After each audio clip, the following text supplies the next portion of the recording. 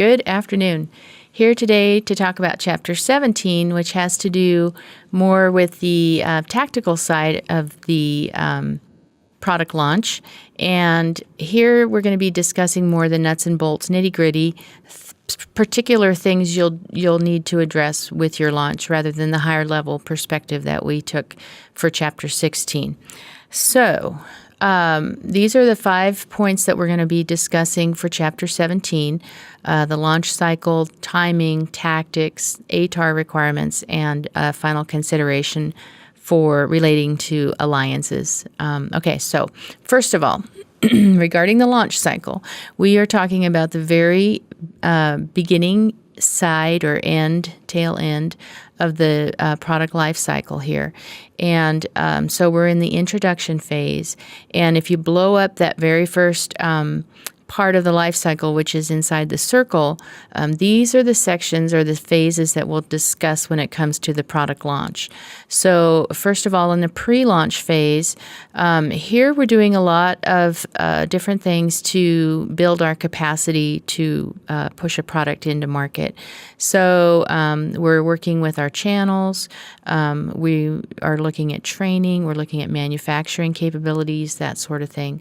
And also during this phase, there's a lot of signaling, pre-announcements sorts of activities that may or may not occur depending on the strategy that we are choosing to employ. So on the one hand, it's great to signal that you've got a new product that's coming, maybe even put out pre-announcements to your market to get them excited about what you're going to be making available to them.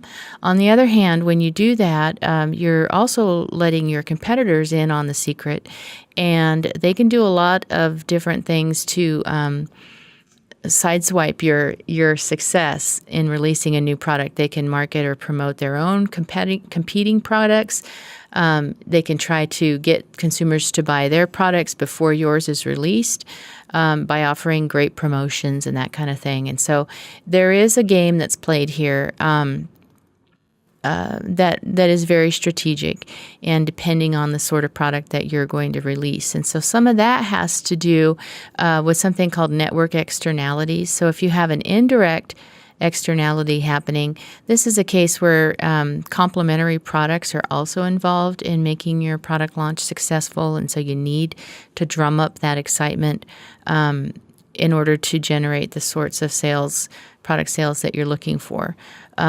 Direct externalities, these have more to do with needing to drum up product adoption for your new product. So again, the pre-launch activities here with respect to pre-announcements and signaling will depend a lot on what's going on with your particular product and the competitive environment that you're in. Okay, so the announcement phase of this beginning part of the life cycle is where you actually do announce your product to the market. And this kicks off what's called the beachhead phase of the project. The announcement time frame is very chaotic. There's a lot going on, a lot of moving parts, and so you're throwing a lot of money at this too. Notice in the second Notice in the second, the bottom graph here in this visual, you've got a real spike happening here with respect to expenditures. So you're pushing a lot of money to make people aware of your product and to get people to try your product. So what you're hoping to do there is to pass a phase or pass a threshold where you've gotten people to actually try your product. And that's quite a threshold to accomplish. It's a state of inertia that you've got to overcome to move your consumer audience to be interested enough in your product to actually try it. And so once you can see that product sales are starting to move, then you can say that your beachhead phase is over and you've now moved along into the early growth part of the product life cycle. And at this point, then you've got a little more of a comfort level. You can move ahead with budgeting plans, plans to release flanker products or other products that go with this new product release. You're solidifying marketing arrangements, distribution channels, and what they're doing, advertising plans, that kind of thing. And so you move on into the remaining periods of time related to the product life cycle. All right, so timing is a big issue when it comes to product launch. And to a large extent, the timing that you choose to pursue will depend on your distribution channel. And so the goal here is to have as flexible a launch as possible so that you can ramp up or ramp down depending on what happens, okay? So you're relying on your distribution channel to give you that flexibility. And so you really have to have a great relationship with those players, manufacturing, vendors, everything related to actually building an inventory for the product.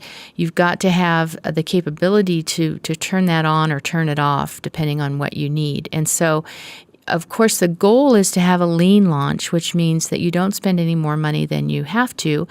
Until you have to. And so, again, that depends on what's going on with your distribution channels and those partners.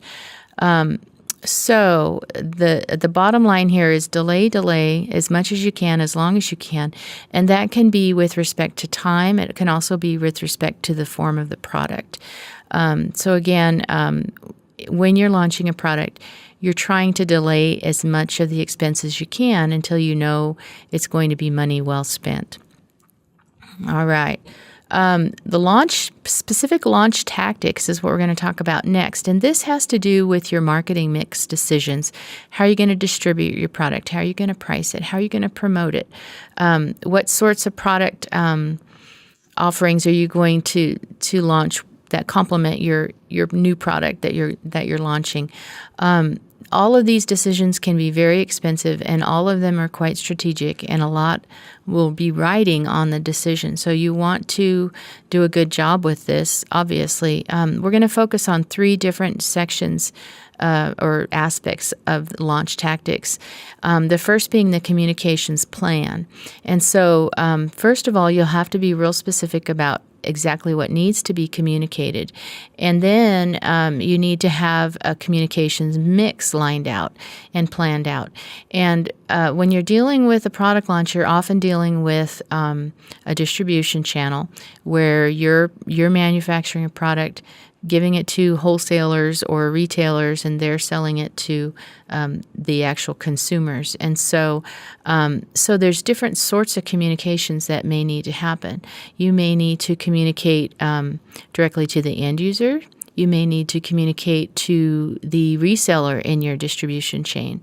And then also the distributor, at the distributor level, they're communicating to the end user as well. And so you're planning what that's going to look like too. And then finally, you've got all of these aspects of communication that need to be coordinated. And so you can think about the entire communications plan through the channel as well. So 4 potential areas of planning that need to happen there. A lot of communication, in other words, needs to happen, and a lot of people, a lot of players need to be on the same page. And so your book will talk about the copy strategy statement, which is just basically a way to cover all of the important aspects of what needs to be communicated so that you can take that message to the different players that need it. And so you're going to be including in your strategy statement, their copy strategy statement, who's your market segment? What's your positioning strategy going to be? What are the communication mix elements that you're going to use? And again, there may be 4 different ones depending on what level of communication you're choosing to cover or address at that particular point. All right. So finally, under launch tactics here, I want to be sure we talk about personal selling. So this is always going to be an important aspect of launching a new product, even if you don't have a product that you're selling directly to the consumer. And the reason for that is that you will have to promote your product internally to the players in your distribution channel or in your supply chain, your distribution chain. So if you're manufacturing a product and you have 10 wholesalers that you work with, and they each work with 10 retailers that are communicating directly to the customers at every level there, and each of those partners, you need to be winning them over to convince them that they need to market your new product and that they need to promote it for you on your behalf. And so to the extent that you're able to sell these people and these partners on the benefits of your plan and on the advantages, I'll learn how to talk here, to the extent that you can be articulate and convince them to the benefits of your products and the reason why they should promote it for you, you're going to be better off. So we're training in this period of time. We're providing them with materials. We're making sure the product is available for them to market it to the end users. All of those are extremely important, but perhaps the most important is that you need to be sure you understand any objection that they may have to your product and overcome that issue so that they can actively promote your product on your behalf. All right.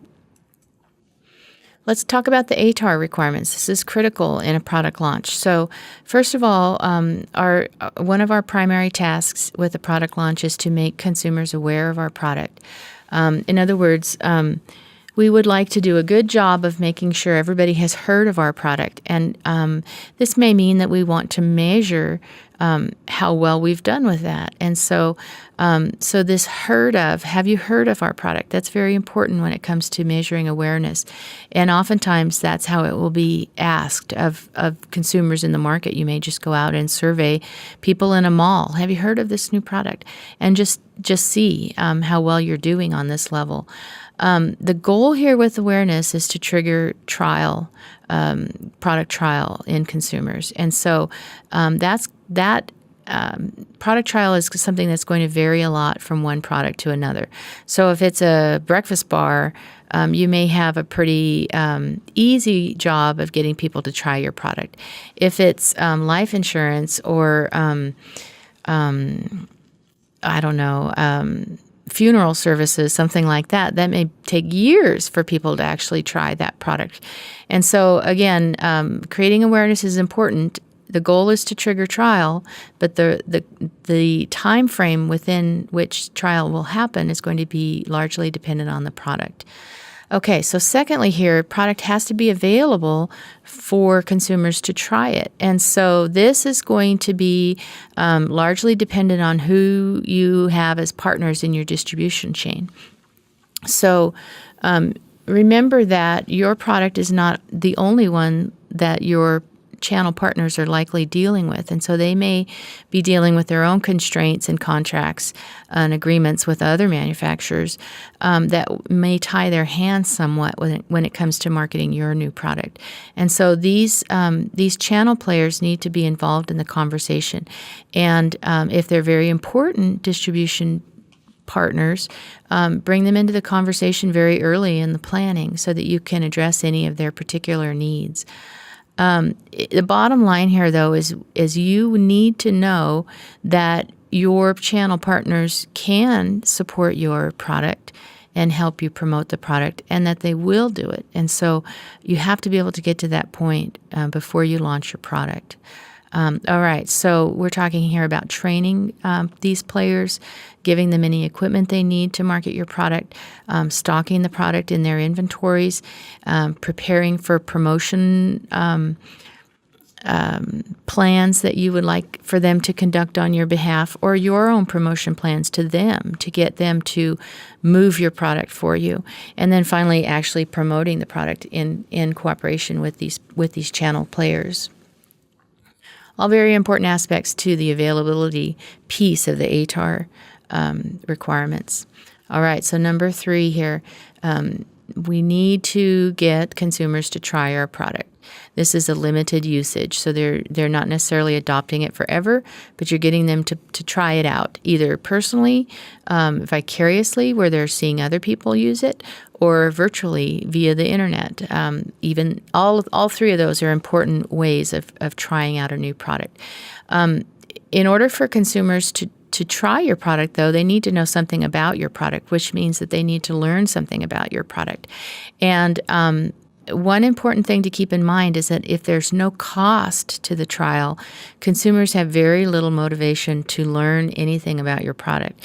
And so if you can attach a cost to the trial, in the long run, you'll be better off. So recall a number of chapters back, we talked about product characteristics that impact diffusion of a new product into a market.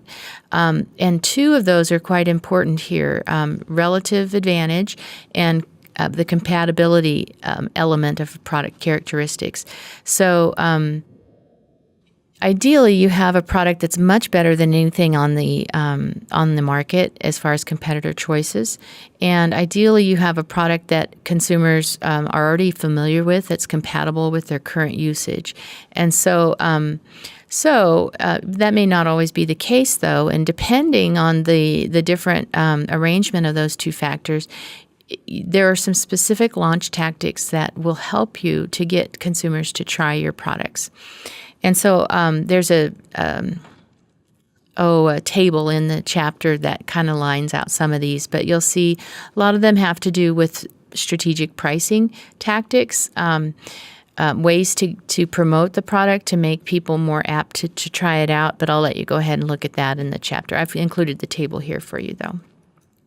All right, so finally, if you've done a good job getting users to try your product, really, this final step of the ATAR model, repeat purchase, getting consumers to buy it again, is kind of a slam dunk. If they like the product, they're satisfied with the product, it's available to them, and they've been able to actually try it out, really you have a pretty good shot at getting them to buy it again. And so if you do your work up front, this part's much easier. It is more difficult to get people to buy the product again if you're delivering a benefit that's not important to them in some way or critical for them. So just keep that in mind. And finally, as a kind of a last note for Chapter 17, keep in mind that any strategic alliance that you're able to build, whether it be with a product testing facility or a university or connections that you may not immediately see as advantageous, those sorts of strategic alliances that you are able to build with other players that are related to your product can end up helping you a lot and providing testimonials for you, providing testing facilities for you or testing opportunities, making product aware on their in their circle, that kind of thing. So keep in mind the alliances that may be available to you with the product launch to help you out and give you a little bit of a boost in the process. So with that, we'll end now with Chapter 17. We'll see you back here with Chapter 18. Have a good rest of your week. Bye-bye.